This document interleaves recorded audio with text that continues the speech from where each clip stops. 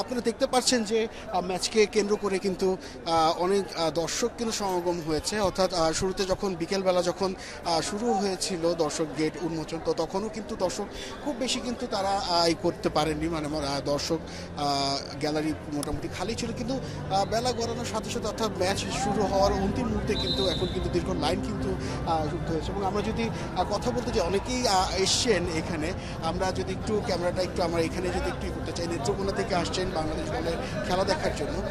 তো বাংলাদেশ দলে আজকে খেলতে যাচ্ছে, তো কেমন মনে হচ্ছে মালদ্বীপের সাথে কেমন খেলবো? আমাদের অনুভূতি হচ্ছে মালদ্বীপের সাথে আমরা আজকে ম্যাচটা জিতবো। আমাদের বাংলাদেশের টিমের জন্য অনেক অনেক দোয়া শুভকামনা রইল।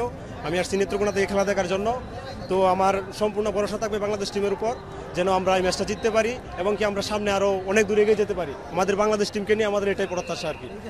আমরা দেখতে পাচ্ছি যে বেশ কয়েকদিন ধরে কিন্তু তারা কিন্তু বাংলাদেশের যে গোলরক্ষক এর দায়িত্ব পালন করে আসছে মিতুল মারমা।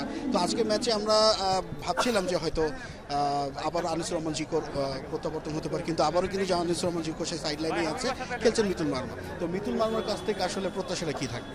মিতুল মারমার কাছ থেকে আমাদের প্রত্যাশাটা থাকবে যে উনি সবসময় ভালো খেলে থাকেন এবং কি বাংলাদেশ টিমের জন্য অনেক পরিশ্রম করে থাকেন। উনি ওনার সর্বোচ্চ খেলাটাই আমাদেরকে আজকে উপহার দেবে। জিকো যেহেতু অনেকদিন ধরে বাইরে, এবং জিকোকে একটা সময় বাংলাদেশের বাজ পাখি বলা হতো তার ক্ষিপ্রতার জন্য, তার ঈশ্বর্য, তো এখান থেকে আসলে অনেকদিন ধরে জিকো জাতীয় দলে নেই বা খেলতে পারছে না, শুরুর একাদশে নেই। তো জিকোর বিষয়ে আসলে কী বল? জিকো যে ভালো খেলে না এমনটা না, জিকো যেহেতু এখন জাতীয় দলের বাইরে আছে তার জন্য আমাদের দোয়া থাকবে যেন সে এই নিয়মিত প্র্যাকটিস করে আগের ফর্ম তার ফিরিয়ে আনে। জিকো সবসময় ভালো খেলে থাকে এবং জিকো আমাদের বাংলাদেশ টিমের জন্য অনেক ভালো খেলে এবং জিকোর জন্য সবসময় দোয়া ভালোবাসা থাকবে। এখানে আরেকজন আছে, আমরা তার সঙ্গে কথা বলতে চাই। আজকে ম্যাচটিকে ঘিরে আসলে আপনার প্রত্যাশাটা কি, কেমন হতে পারে, আসলে কত ব্যবধান হতে পারে বলে মনে করছেন?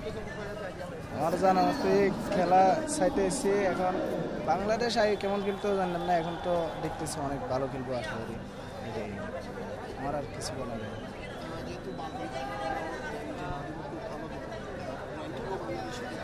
সেক্ষেত্রে আসলে একটু কি মনে হচ্ছে যে না, খেলাটা একটু লড়াইপূর্ণ খেলা হবে বা বাংলাদেশ এগিয়ে থাকবে যেহেতু হোম অ্যাডভান্টেজটা পাবে? বাংলাদেশ যেহেতু মালদ্বীপের চেয়ে অনেকটা পিছিয়ে আছে, তো মালদ্বীপ আমাদের অনেক ভালো টিম, এটা আমরা জানি, কিন্তু মালদ্বীপের সাথে আমাদের জিতার প্রত্যাশাটাই বেশি থাকবে আর কি। তো দর্শক বুঝতে পারছেন যে প্রত্যাশাটা কিন্তু অনেক বেশি কিন্তু থাকছে, বা বাংলাদেশের দর্শকরা কিন্তু প্রত্যাশা করছেন, এবং দেখতে পাচ্ছেন যে অনেক কিন্তু দর্শক কিন্তু এর মধ্যে কিন্তু সমাগম শুরু হয়েছে, অর্থাৎ স্টেডিয়াম চত্বরে কিন্তু তারা কিন্তু উপস্থিত হয়েছেন, এবং সেই সঙ্গে কিন্তু বাংলাদেশ দলেরকে আজকের সর্বোচ্চটুকু সমর্থন যোগাতে কিন্তু তারা কিন্তু প্রস্তুত আছেন।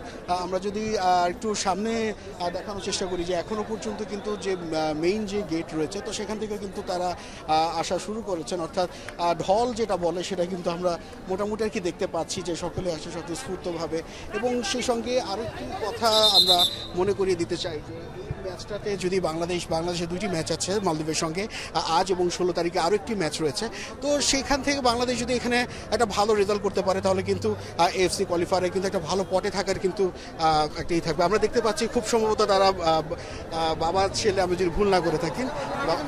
আচ্ছা ঠিক আছে, তো তিনিও আসছেন, বাবার সাথে খেলা দেখতে আসছে। আগে আমরা ছেলের কাছে আগে যাচ্ছি, আপনিও সাথেই দাঁড়াবেন। তো কেমন মনে হচ্ছে আজকে খেলা কেমন হতে পারে?